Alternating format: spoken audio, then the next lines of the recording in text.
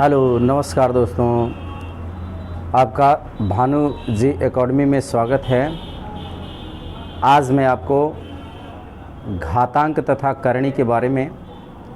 एक नई वीडियो लेकर आया हूं और घातांक तथा करणी से संबंधित पेपरों में घातांक तथा करणी से संबंधित प्रश्न जो है पेपरों में देता रहता है। इसलिए आज मैंने एक वीडियो बनाने का निर्णय लिया और इसमें आपको मैं घातांक के नियम क्या हैं इसके बारे में बताऊंगा और इस वीडियो को अंत तक देखिएगा और यदि वीडियो अच्छी लगे तो लाइक और सब्सक्राइब ज़रूर करिएगा। तो आइए मित्रों, मैं आपको लेकर चलता हूं इस वीडियो की तरफ। सबसे पहले इसमें हम जानेंगे मित्रों घातांक तथा करणी में यह जानने की कोशिश करेंगे कि घातांक क्या है। पहले तो ये बात जाने घातांक क्या है, घात है, घातांक है, ये सब क्या हैं और इसी में आता है बेस, आधार, ये सब क्या हैं। इनको जानते हुए हम आगे बढ़ेंगे, इनके नियमों को जानेंगे।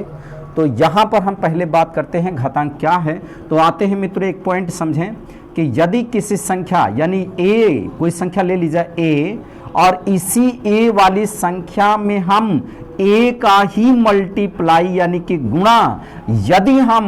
n बार कर देते हैं, कितनी बार मित्रों, n बार, एक बार, दो बार, तीन बार, चार बार, पांच बार, n बार कर देते हैं।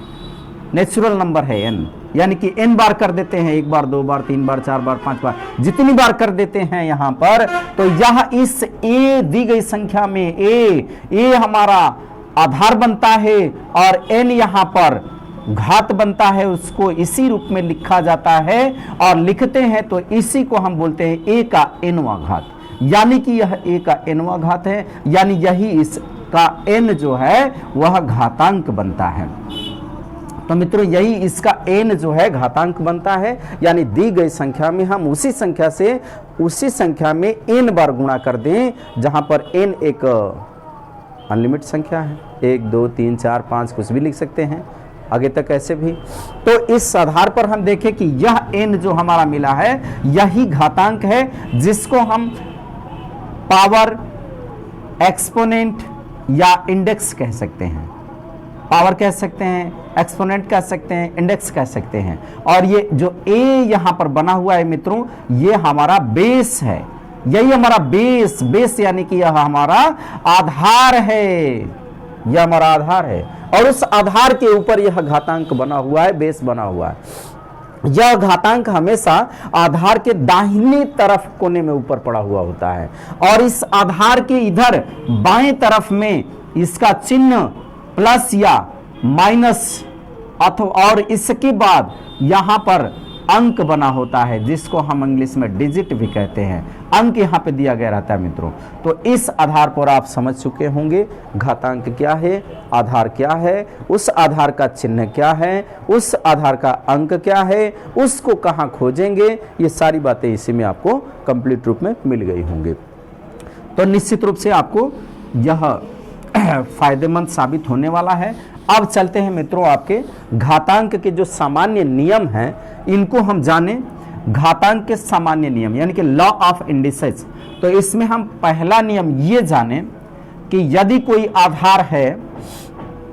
सपोज दैट मान लीजिए कोई आधार a है और उस पर उसका पावर m दिया हुआ है, यानी कि उसका घातांक जो है m दिया हुआ है, इंडिसेस m दिया हुआ है, बेस a दिया हुआ है और इसी बेस पर यानी a पर दूसरा घातांक n दिया हुआ है। तो मित्रों यहां पर पहला नियम कहता है कि यदि बेस इक्वल हो जाए यानी कि समान हो जाए, बेस क्या हो जाए, समान हो जाए, तो इन घातांकों को इसी बेस पर जोड़कर लिख देते हैं, यानी कि बेस पर इन m प्लस n को प्लस करके लिख देते हैं और ये हमारा आंसर बन जाता है। यह आपका सामान्य नियम नंबर 1 कहता है। दूसरा नियम क्या कहता है मित्रों, देखें जरा यहां से देखें। दूसरा नियम कहता है कि यदि हमारा बेस a हो, उसका पावर m हो, डिवाइडेड बाई उसी बेस पर यानी उसी आधार पर पावर n दे दे, तो तब यहां पे क्या करेंगे मित्रों, तो यहां पर देखें कि इनको बिंदु बिंदु को हटा दिए, माइनस दिखेगा, इसको थोड़ा सा घुमा करके ऐसे पकड़ के ऐसे कर दीजिए तो प्लस दिखेगा, तो ये वाला प्लस वाला पॉइंट बना है, तो ये वाला माइनस वाला बना, यानी बेस हमारा वही रहेगा, ए है तो ए रहेगा। अब इसमें हमारा पावर जो बनेगा मित्रों m माइनस n बनेगा, यानी भाग दिया जाए तो घटा देंगे, गुणा किया जाए तो जोड़ देंगे। यही बातें हमें याद रखना होता है मित्रों, ये समझने की चीज होती है, यानी कि बेस हमारा इक्वल होना चाहिए। ये लॉ नंबर सेकंड यानी कि नियम नंबर 2 कहता है। अब आपका नियम नंबर 3 आता है, और ये नियम नंबर 3 कहता है मित्रों कि यदि यहां पर हमारे साथ बेस हमारा a हो चलेगा, और इसका पावर यदि m हो वो भी चलेगा, और इस पावर का भी पावर हो जाए, पावर का भी पावर हो जाए, तो समझिए मित्रों यदि पावर का पावर हो जाए यानी कि किसी के साथ में किसी का साथ और मिल जाए तो और पावर बढ़ जाता है, और बढ़ जाता है तो यह बढ़ने वाली चीज तभी होगी जब हम गुणा करेंगे। तो यहां पर मित्रों, यहां पर पावर का भी पावर हमारा n यदि मिल जाए और एक ही आधार हो जाए तो निश्चित रूप से इसमें हम a के पावर में m इंटू n का रिजल्ट देंगे, यानी यहां पर हम इसका आपस में गुणा कर लेंगे। तो आप देख सकते हैं मित्रों कि यह तीनों नियम जो है आपके क्या कह रहे हैं। ऐसे ही जब सवाल मिलते हैं तो उसमें इन्हीं नियमों को अप्लाई कर देते हैं, आंसर तुरंत देखे देखे मिल जाता है। अब आपका मित्रों चौथा नियम कहता है, तो चलते हैं चौथे नियम को हम आपको यहां दे रहे हैं, और ये चौथा नियम कह रहा है मित्रों कि यदि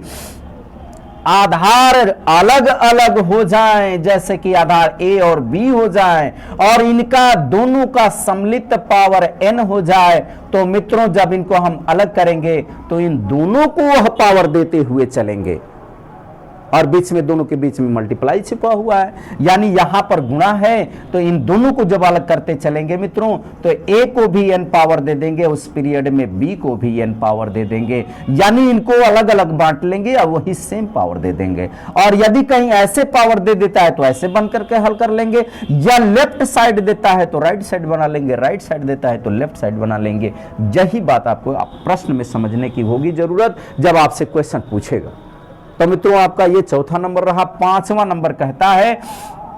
कि यहां पर यदि हम गुणा किए हैं तो ये हालात है, यदि यही भाग दिए होते तो क्या होता मित्रों, तो जैसे कि a के बटे में b है, और इसमें हम इस a के बटे में b यानी ये में b से भाग दे दिए और इनका भी पावर n कर लिए, तो यहां भी वही करेंगे, जो जहां है वही रहेगा। a अंश में तो अंश में रखिए, b हर में तो b को हर में रखिए, और इन पर एक अलग अलग पावर a का पावर n और b का पावर n दे दीजिए मित्रों, यही आपका आंसर बनने वाला है। तो यह हम नियम आपका पांचवा नंबर सामान्य नियम कहता है। और अंतिम नियम छठवां नियम क्या कहता है मित्रों, यह कई बार पेपरों में पूछता है कि यदि छठवां नियम देखें मित्रों, कहता है कि यदि कोई बेस a हो और उस बेस यानी आधार का पावर 0 हो, मित्रों 0 थोड़ा अंडाकार होता है, वो थोड़ा सा पूरा गोल होता है, और ओ जो है थोड़ा सा अंडाकार होता है, ये भी देख लीजिएगा माइनर डिफरेंस है। तो इसमें a का पावर यदि 0 हो यानी 0 हो, उस पर पावर 0 लिखा गया हो, नहीं लिखेगा तो 1 मानेंगे, नहीं लिखेगा तो 1 मानेंगे, लिखा गया होगा तो 0 उस पर लिखेगा। तो 0 यदि लिखा हो, 0 लिखा हो, तो निश्चित रूप से यह रिजल्ट बनने वाला है आपका 1। अब किसी भी संख्या पर 0 लिख देता है पावर, तो निश्चित रूप से उसका भी वैल्यू होगा 1। यहां से लेके इलाहाबाद तक का अंक लिख करके और उसके ऊपर यदि 0